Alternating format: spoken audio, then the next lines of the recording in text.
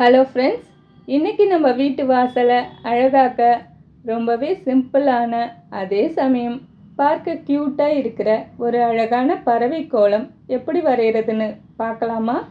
முதல்ல ஒரு தாய் பறவையோட உடலமைப்பை இந்த மாதிரி நேர்த்தியாக கொண்டு வாங்க. அதுக்கு கீழே கூடு மாதிரியான வடிவத்தை வரைஞ்சிக்கோங்க. மரத்தோட வளைவான கிளைகள் மற்றும் இலைகளை அழகாக வரைஞ்சிக்கோங்க.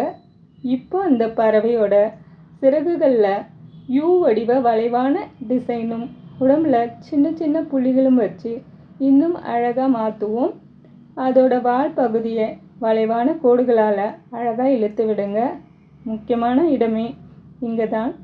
அந்த பறவைக்கு கீழே ஒரு கூடு மாதிரி இருக்கிற இடத்துல 2 குட்டி குஞ்சு பறவைகள் எட்டி பார்க்குற மாதிரி அழகாக வரைஞ்சிக்கோங்க.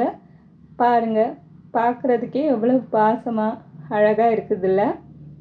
இன்னும் அழகாக்க இதில் நடுவில் உங்களுக்கு பிடிச்ச கலர் பொடி கூட தூவிக்கலாம்.